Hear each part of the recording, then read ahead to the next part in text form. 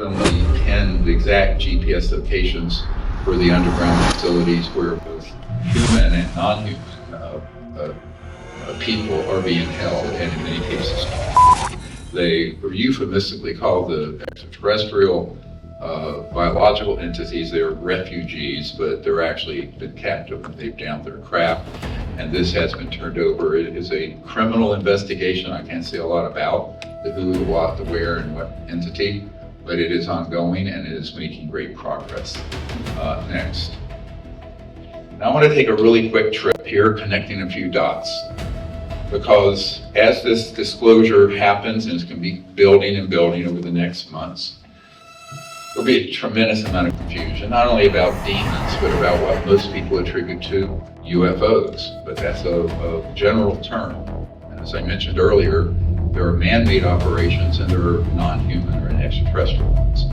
So here's a quote from the renowned aerospace astrophysicist Jacques Vallée, Dr. Vallée back in the 80s acquired a CIA document from 1985 outlining the use of these advanced man-made UFOs with creatures that look alien, that are man-made, to abduct people in Brazil and Argentina for their, and I quote, psychological warfare experiments. That's true.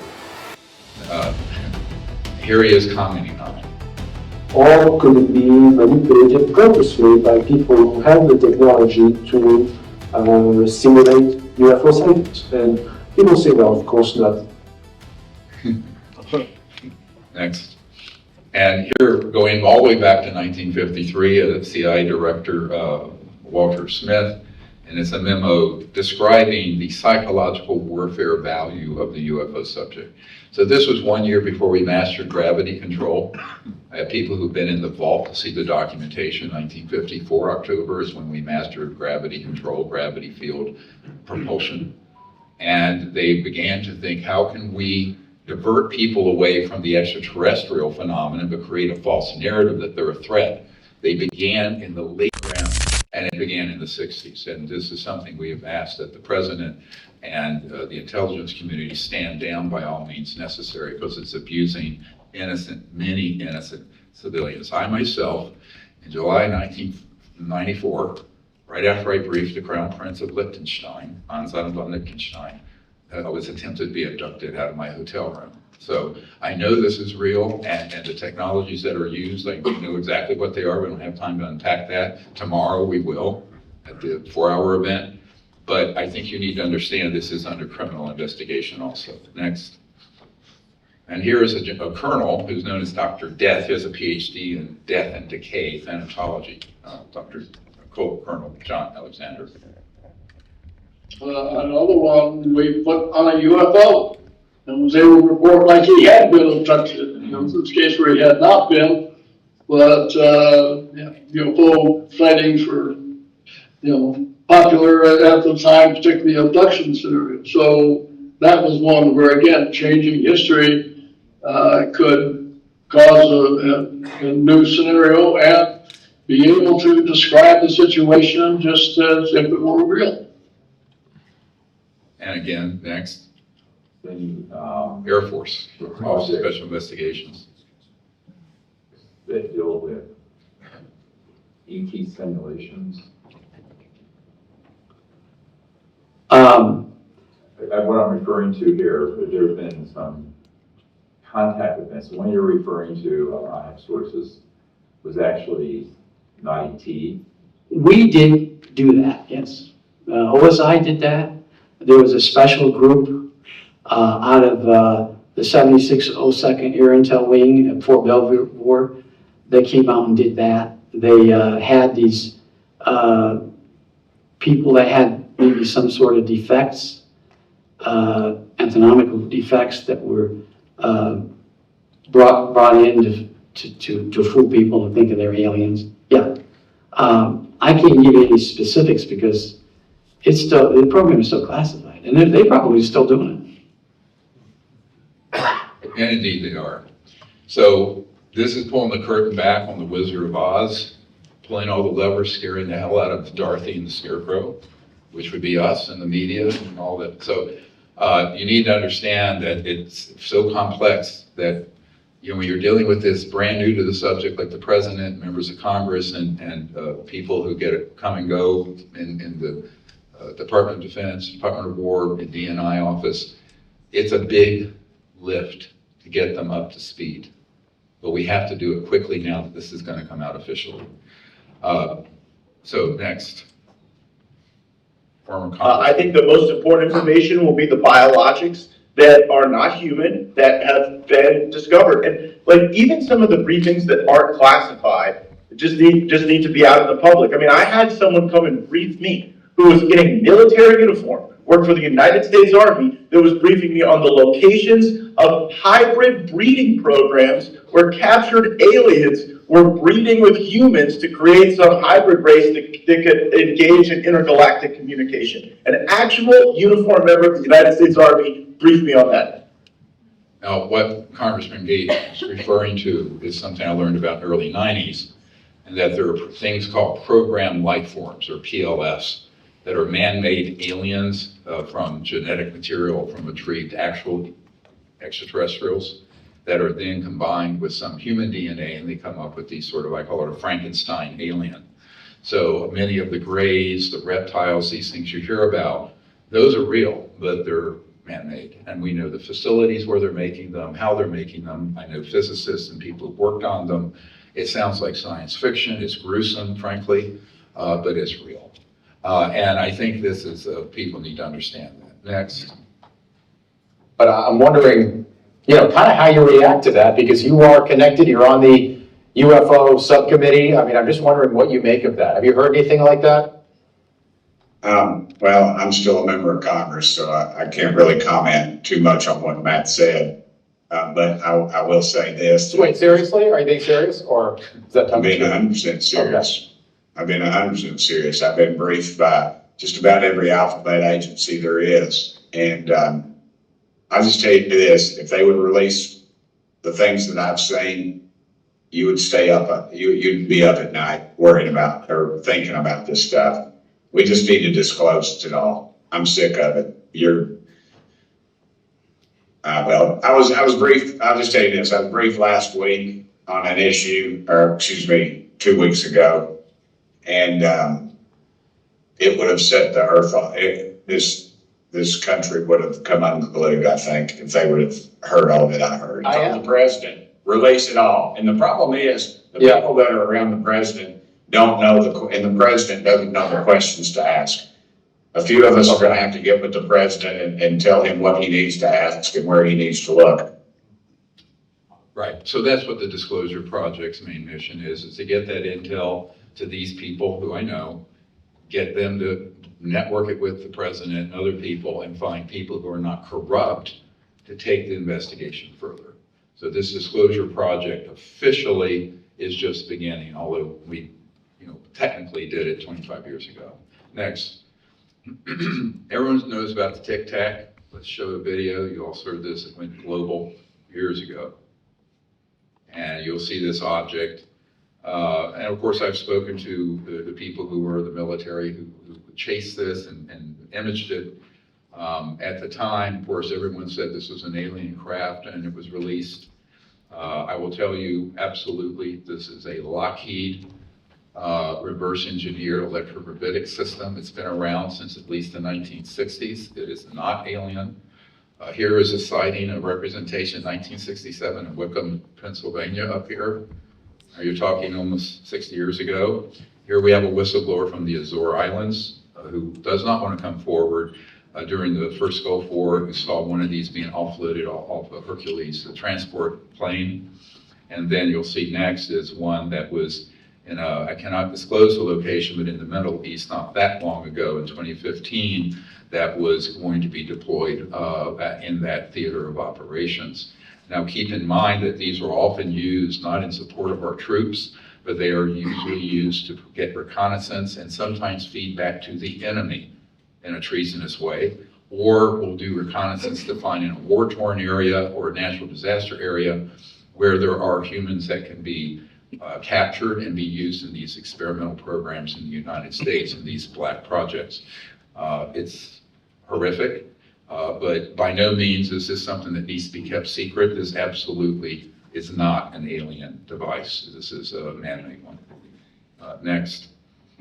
Now we're going to talk about something that's really fun. We have breaking news on that. We have our wonderful friend, Jaime Maussan, who will step up in a moment. I just want to give my introductory information here real quickly. The Buga Sphere, screen went blank. Y'all see anything?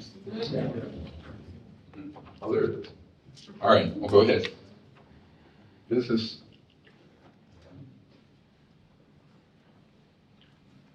technical difficulty. Oh, now I have it. Okay. So this object, back in March of last year, was flying around Buga, Colombia, South America. It is an extraterrestrial object. We've done the analysis on it.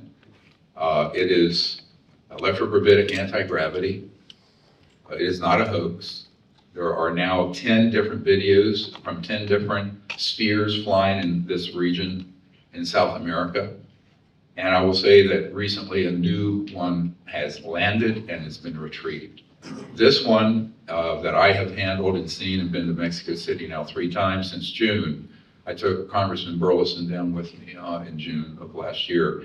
Has interesting inscriptions which have been analyzed to be a type of Proto-Sanskrit, a very unusual type of circuit pattern on the top of it. And if you look at these holes around the equator, the center, it's one seamless sphere, but inside these holes is a type of resin that has fiber optics microscopically in them. And we took some of this resin and tested it next. And you will see that the resin done at the University of Georgia, the top carbon-14 dating facility, is 12,560 years old. So this sphere is 12,560 years old. It's the end of the last ice age when a comet or an asteroid hit. It's the flood stories of ancient times. So either a very advanced extraterrestrial civilization assisted at that time or was already here, or people working with those civilizations made this. But it is an extraterrestrial technology. Next, you will see the metallurgy we did. The whole report is 110 pages. You can see the list of elements. In there, interestingly, are a number of elements that were not even discovered until the late 1800s or early 20th century that have a high electromagnetic conducting purpose today, but in unusual quantities. The actual alloy itself, that is the skin of this 1-foot diameter sphere, is in fact no known alloy that currently exists in any aerospace or industrial application. It matches none of them in its complete composition analysis. Next. So here's it's interesting X-rays and CAT scans. So I'm going to show you these lit up areas. There are fiber optics that light up within this. Fiber optics were modern ones we use as a doctor and laryngoscopes and surgery and other purposes for communications. Those were reverse engineered from an ET craft recovered in the 40s. That's where you got your best integrated circuits, and fiber optics and also night vision cell technologies were from reverse engineering extraterrestrial vehicles. Next. Here is a very unusual structure from the CAT scan. They used a tin filter to get some of the colorization and elements. Interestingly, this structure no longer exists in it. This was taken not long after it landed. After it got too close to a power line, it shorted out and landed. That's how we have it. And a man picked it up. But what's fascinating about this is that when I saw it, I immediately thought this is some type of superconducting low temperature plasma. And that can recruit energy from what's called the quantum vacuum or zero point field, provide the energy to put it in rotation and spin and have it levitate. Now, when this landed, when the farm or the guy in Buga, he was out in the countryside, saw it go down after it got near the power lines, it weighed about 2 kilos. Now it weighs 10. So there was a gain in mass of a 4 or 5-fold. Why? So the nature of the physics, we don't have time to go into, and and put you all to sleep anyway, is that when you create a certain voltage in rotation, you can get what's called a mass cancellation effect. So in terms of, and mass is different from weight. Weight is what something is in one gravitational field of the Earth. Mass is the periodic table weight that you see, the mass of the elements. But if it gets massless, if it goes to zero mass, it vanishes and teleports or goes out of this dimension and can, through quantum entanglement, appear at here and then here. But we understand, we meaning in the classified programs that my uncle's old company was Northrop Grumman and Lockheed Skunk Works, that's understood. But this, interestingly, this structure, next slide, we did a micro CT scan, he did, and here's a Nikon camera. Look at the detail. These are amazing for industrial and aerospace purposes. And so a really advanced one that was in Pueblo at the university last month, Jaime was able to arrange. He's heroically done this. And I want to show you the image. Here's the interior of it now. Wow. Where's that structure? Wow. Where it's like dissipating a cloud. I think it was an energy form that dissipated. And here's a video of that micro CT scan as it's going through the surface. And you're going to see it as it passes through. And it's a big void. Wow. Yeah. Yeah, it's like a quantum vacuum void. There are some filaments and material in there. My theory is that whatever containment field and structure in there that was an electromagnetic and low temperature plasma and superconducting field dissipated in the ensuing year between the original CAT scan and this micro CT CAT scan. And that at some point, if we could get in there, but it'd have to be done on very careful conditions, we could find more. This is the new one that just landed. This has just been retrieved. This is the second one that's in possession. It does not have the Proto-Sanskrit on it, but apparently it is inside. There is. Someone opened it up. I'm not going to get into it. I just learned of this morning at the same time the president's materials dropped. I have not been able to do a scientific review, but there is a second one now in our possession and in Mr. Maussan's possession. So I just want a quick trip through that. This is the first time that I know in human history, modern times, that something of non-human origin, that's a technological device. Imagine what would happen if we could reverse engineer this, right, properly. We don't need Lockheed and Northrop, just leapfrog them. But boy, you're talking millions of dollars in security around that thing. That would be phenomenal. Way beyond my ability as a retired doctor to do. So I'd like to introduce Jaime Maussan now to give us a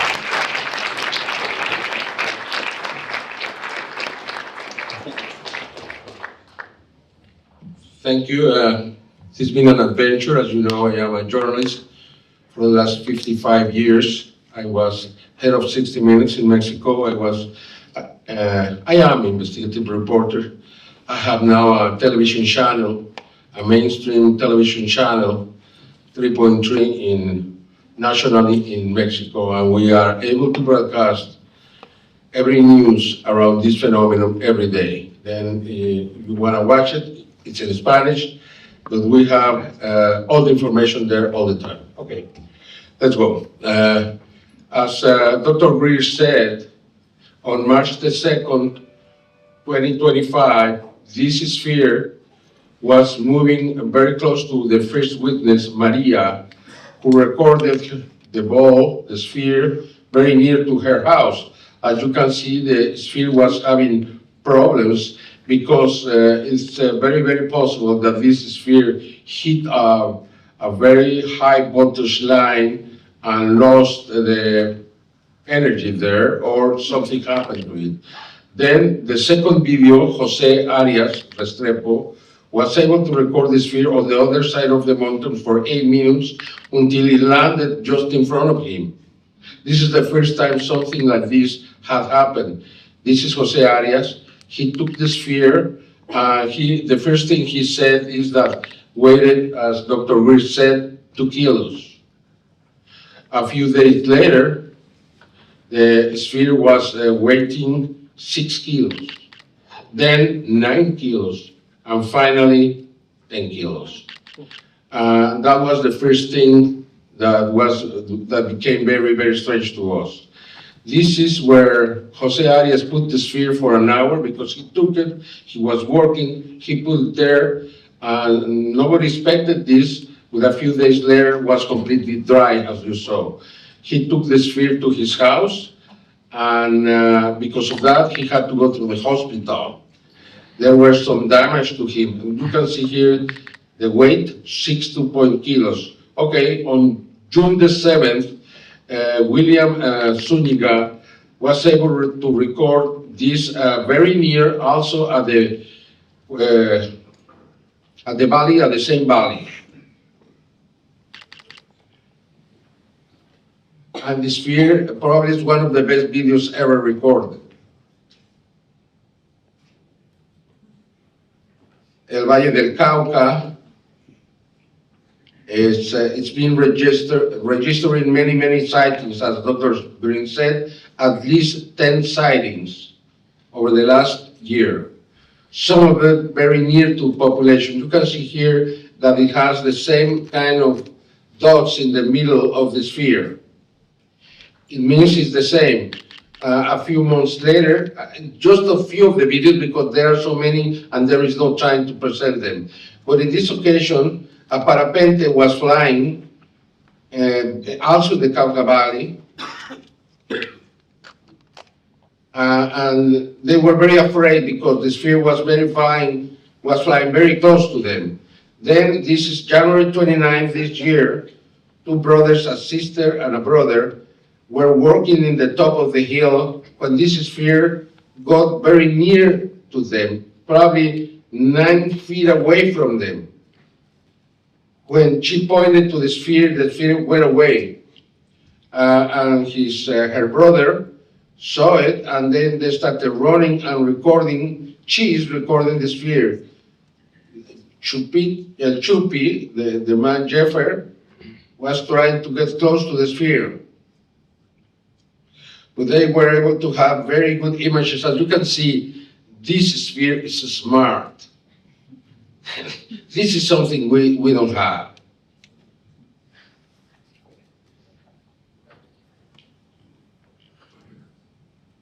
Until the sphere disappeared.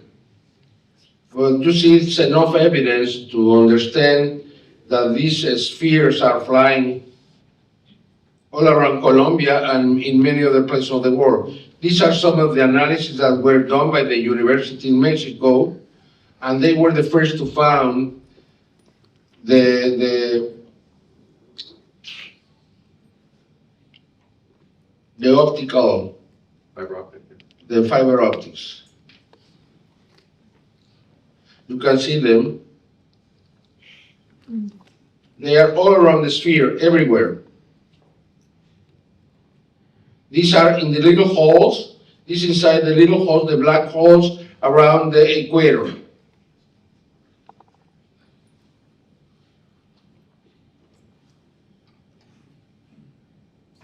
This is the so-called Buga Sphere, and it has a message. I cannot go around it because it takes a long time, but it's a genesis. It's very similar to the beginning of our religion. Everything was created by God and was given to us to take care of it. And it's up to us to continue protecting the earth or not. This is on March 15. We had an event in Mexico City for 8,000 people. Dr. Greer was there. And this is probably the largest crowd for a UFO event ever. And we stayed there for 4 hours. Dr. Greer can tell you, and nobody left. Nobody left. We presented all the witnesses, all the evidence we had. We presented the message, and it was a great event.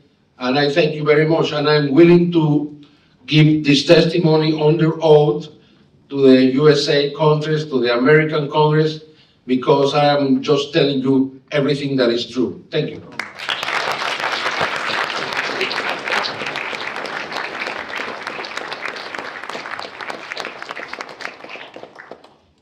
So one of the conclusions I have come to with these Buga Sphere activations, of which there have been a number, is that there are remote sensing devices that are 12,500 years old that are picking up some sort of either cosmic energy or electromagnetic or magnetic field disturbance around the Earth.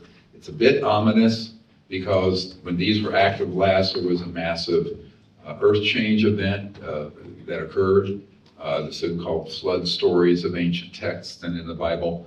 But these are not being activated just willy-nilly. All of a sudden they are being activated here and other places. You have to be careful. Some of them that you will see in videos are actually the man-made spheres. So remember, everything that's extraterrestrial, they have captured and over the last 80 years and have reverse engineered and made a facsimile or a copy that looks extraterrestrial but is man-made. And this is where you need real subject experts looking at every bit of evidence that comes out of the Trump administration and the Secretary of War and the US government, because this is a highly specialized ability to distinguish between man-made and non-human technologies, images. And it's very few people have that expertise, and this is what we're going to have to watch for very carefully. The other thing about the Buga Sphere that I think is so important is that the way it is, these tests that we have done prove that there's no bolts, screws, seams, all the traditional manufacturing things you see in a man-made device does not exist. So it is almost certainly of non-human origin, it's very ancient, and now, to my astonishment this morning, I learned that a second one has been retrieved. Yeah.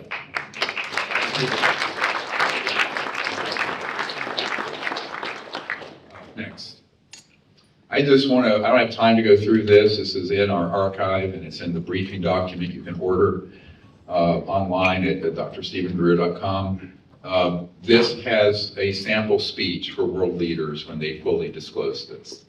And the wording of it in the instructions are to make it a positive and hopeful event for humanity, to admit to the mistakes of the past, but to go forward, to release the energy technologies to give us a new civilization without pollution, poverty, or problems that we see today and endless oil wars in the Middle East. And also to make peaceful contact with these civilizations, because at a certain time, humanity will mature to be a peaceful global civilization and will go out amongst the stars, but not alone. And they're here and they're waiting for us with open arms if we can go there peacefully. We are not allowed to go out there as we currently are as a warfaring, backward civilization. We have to become peaceful. Next. And this is one of the things that I saw years ago, an event where the CE5 contact protocols, the psionic, would be an event where there would be world leaders and an ET craft would land in what I saw, it looked like White Sands area.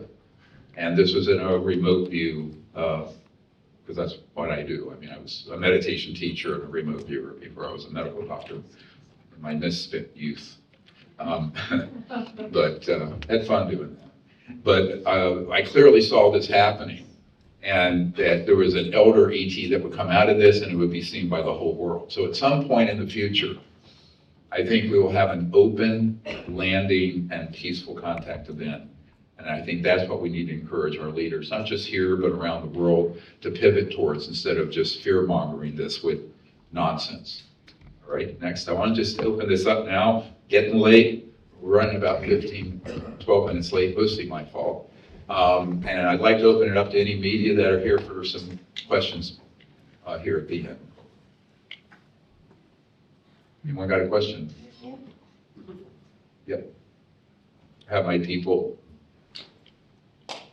give them to the folks who are. Hi, my name is Surreal from Dallas, Texas.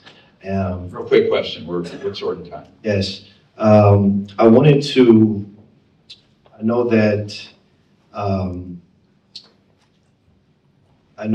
it says that, I'm sorry, what do you think the validity of claims that at least one of the species of these ET are not actually NHI or from another world, but they're actually highly evolved humans from the future?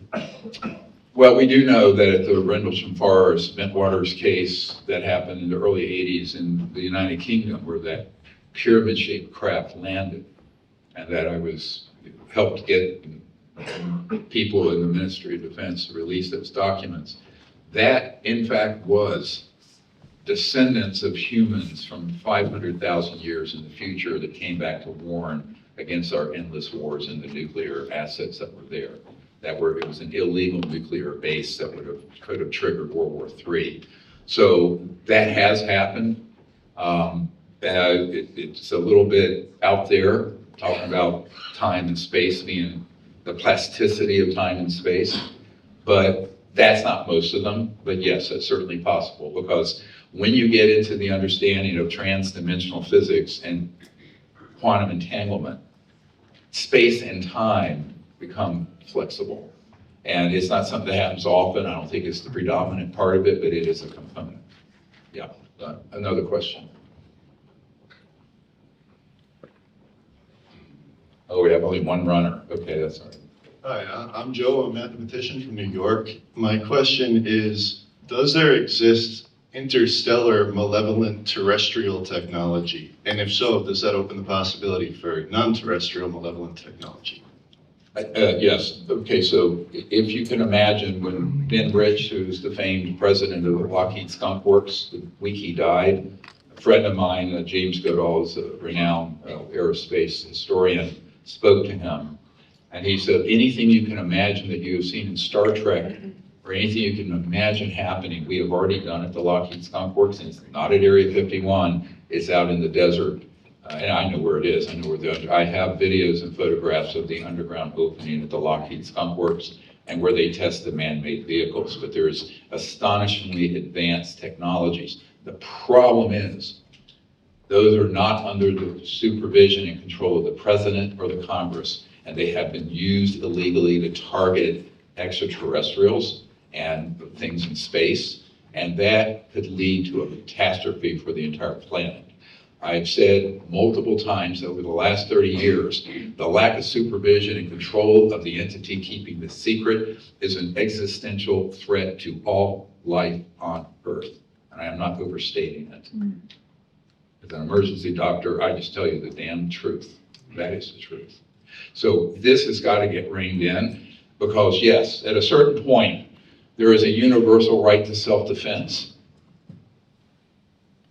And unfortunately, the folks who are running these programs are considering themselves masters of the universe.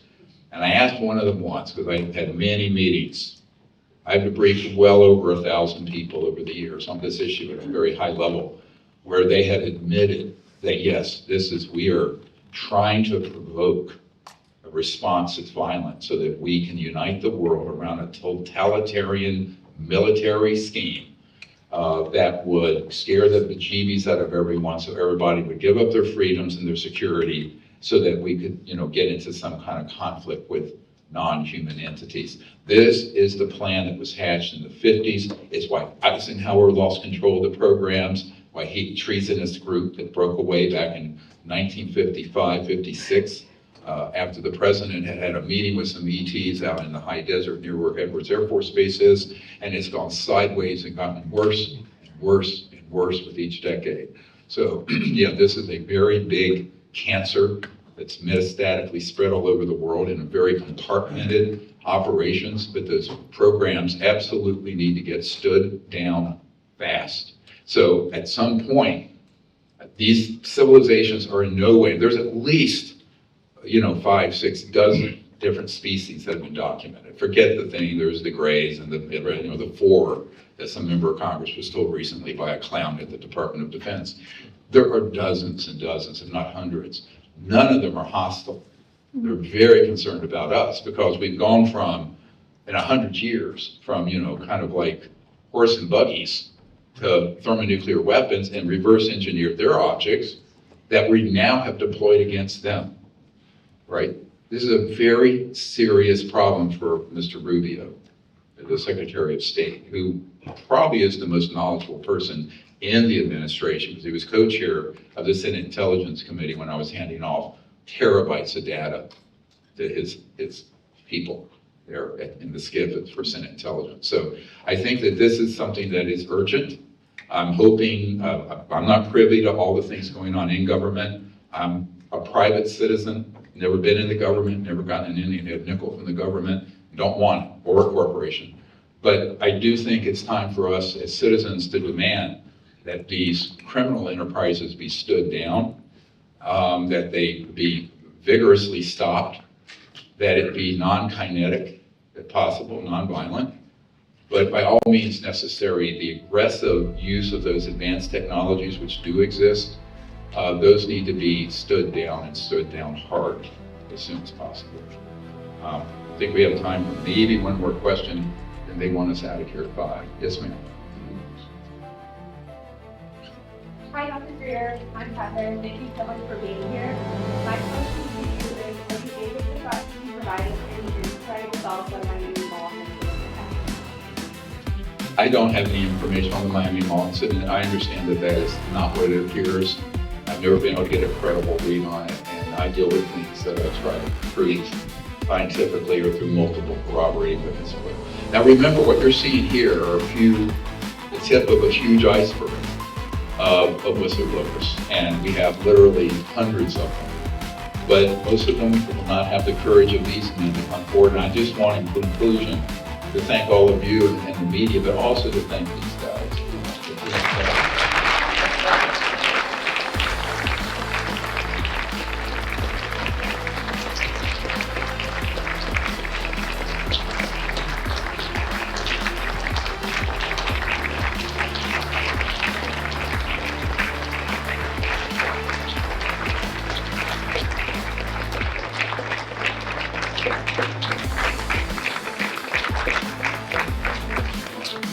All right, thank you all very much. God bless, and keep the truth coming in. Appreciate it.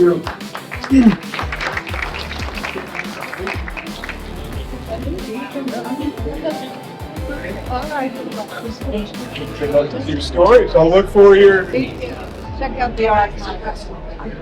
Be careful.